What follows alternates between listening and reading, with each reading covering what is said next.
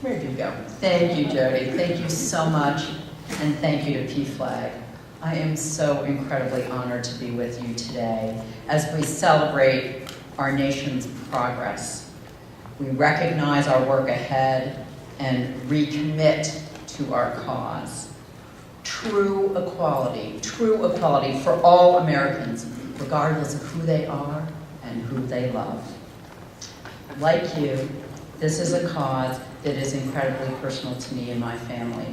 I actually gave my first LGBT rights speech in high school at the age of 16. Now, as you can imagine, this was a rather unusual topic in 1975 in Winona, Minnesota, a town where hog and cattle production was one of the most hotly sought after courses in my high school. But I knew at that time, all of 16, that I felt very strongly that discrimination against people because of who they are was wrong. And looking back, I think part of the reason I felt so strongly about this is because I knew on some level that my beloved older brother, a year and a half older than I was, that Jamie was probably gay. However, it was not until, actually I realized it was 1978. This is what happens as you get older. It wasn't even 1979, it was 1978. We were both in college, and he met me at the airport. I had to stay later at school, and he met me at the airport, and he picked me up, and he was so excited, and I could just see this incredible transformation with him. And we're driving the very long drive from Minneapolis back to Winona, and he said, "Oh, I've got something to tell you. I've got something to tell you. Guess." Well, there was only one thing that popped into my head. It was 1978, and I was pretty sure I had a pretty good guess. But if I was wrong, it might not have gone well. And I said, "No, tell me." "No, guess." Like, "No, Jamie, really, tell me." And he said, "I've met somebody." And I said, "I know." And then he told me about what it was like to be in love. And it was such a revelation for him, and I wished I'd been able to take that, because he talked about so powerfully and so personally about saying, "You know what, Elizabeth, I never could understand why you wanted to spend time with your boyfriend. And now I get it. You just want to be with the person you love." And I wished I'd been able to take this and to play it to every person I have heard say, you know, "You shouldn't be allowed to, it's wrong," all of those hateful things, and say, would you deny someone you know or someone you've never met the opportunity to feel that most powerful and special of all human emotions, love and devotion? And I will never forget the joyfulness of that moment back in 1978. But I looked at my brother, and hearing that joy and that excitement, and I said, "Who else have you told?" And he said, "Mom." I said, "Oh, and how did that go?" Some of you, as Jody has already referenced, may know my mother, Mitzi Henderson. And my mother is the first to admit that when she heard that news, she wasn't exactly sure how she felt about it. And she struggled. She struggled with ignorance and fear and concern. She struggled with her religious convictions, and it was actually quite a hot topic in 1978 in the Presbyterian Church. It was something that she and my grandmother and I had rather spirited discussions about earlier that year. My grandmother and I were on one side, and my mother was actually on the other in 1978. So I knew it was going to be difficult. But I knew this too. She loved her son. And because she loved her son, she accepted and embraced him as her son and as a man and as who he really was. And she didn't stop there. She took the time to learn and find out more and to understand what the inequality was that he was really facing and what LGBT folks all over the country were facing. And of course, as you know, one of the first places she turned to was PFLAG. And also the bookstore in town that she had to send away for. And this is pre-Amazon, right? And it would come in little brown paper wrappings, because I can also assure you, in Winona, Minnesota in 1978, there weren't a whole lot of gay rights, Understand My Son Who's Gay books out there on the shelves. And that journey, really assisted by friends and families in PFLAG, helped her to become a passionate champion for equality. She stepped up and she became active on the local level in this amazing, wonderful organization to advocate for her family and for your family and for all families. And her journey and her commitment led her to becoming president of this wonderful, amazing organization. And my mother's example, her advocacy and her leadership have inspired me throughout my own career in public service and continues to inspire me every day.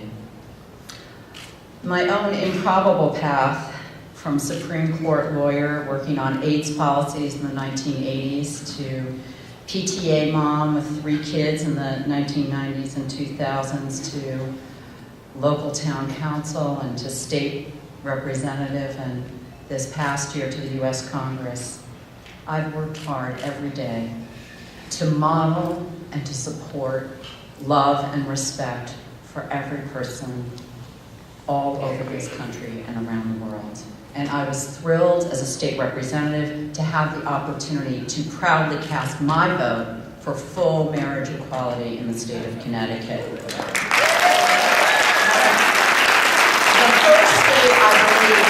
first state where the legislature voted fully to do that, assisted by a nudge from the Supreme Court. The state did.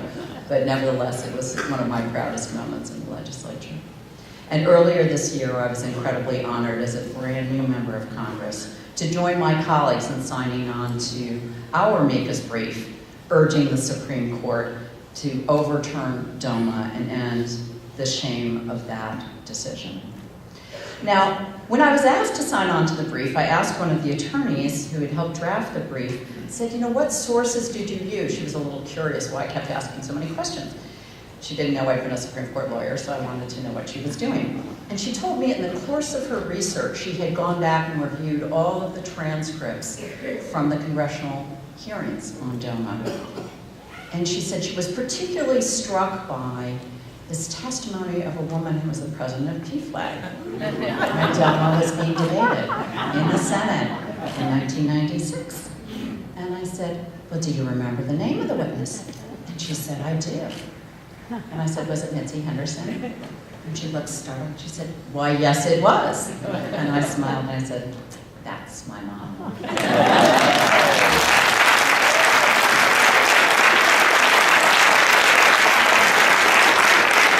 So you can imagine, I wasn't playing hard to get, but I really did want to sort of know and prod a little bit. So I very proudly signed my name onto that brief. And my mother, when she testified in 1996, and I had the opportunity to review that testimony last night, she testified not just as an advocate, but as a parent. And she shared her struggles of her son, my brother, what he faced with discrimination in healthcare and employment. She shared her love for her son. She shared the story of how when my brother was very ill and was unconscious, and his now husband, but then longtime partner, Ray O'Laughlin, took him to the hospital, and how at the hospital in Denver, they said, we'll take it from here. And he said, that's my partner. He said, basically, you're nobody. My brother's a lawyer. They had signed all the paperwork. It did not matter. They said, no, you have no status here. And that story, unfortunately, was not persuasive in 1996, but it was persuasive this year. The story of her journey from fear and confusion to acceptance and to understanding.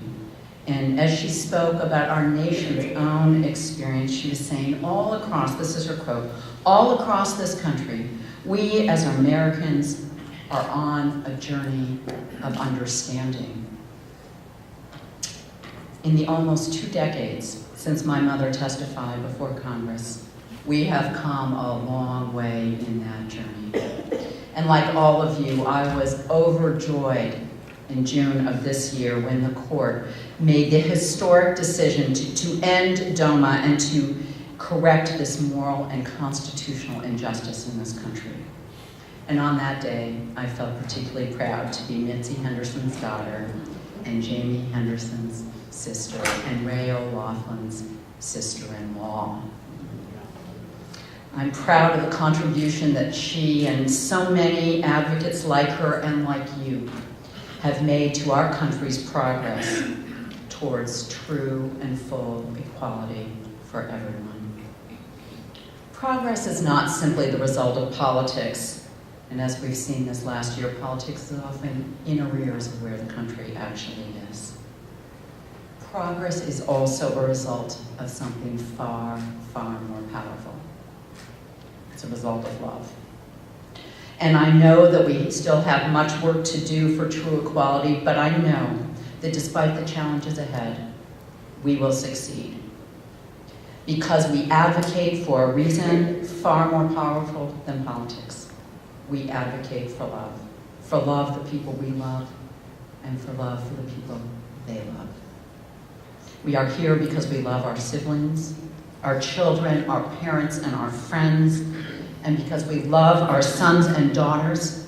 We won't allow our sons and daughters to face discrimination in school because of who they are, or to face bullying because of who their friends are.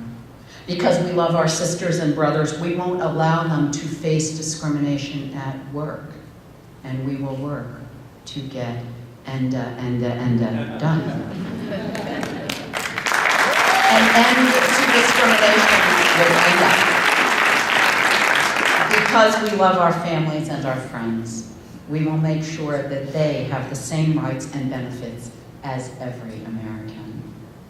There is no force more powerful than advocacy driven by love.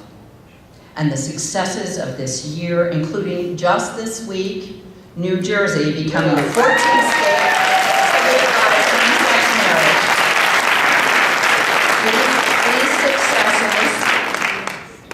These successes are a testament to the power of love and the importance of persistence.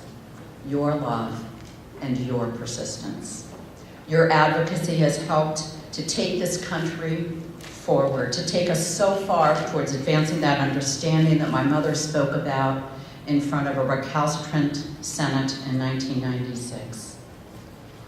We have come far, not as quickly as we would want, but much farther than any of us would have hoped in the year 2013. And that love and that persistence will take us so much farther. I am so honored to be with you here today, to stand with you in the U.S. Congress in the fight for equality. So proud to be Mitzi and Tom Henderson's daughter, and Jamie Henderson's sister, and Ray O'Loughlin's sister-in-law. Thank you for all you do. I hope you have a wonderful conference. And again, thanks and congratulations. It's an amazing year. You're an amazing group of people, but the work is not done.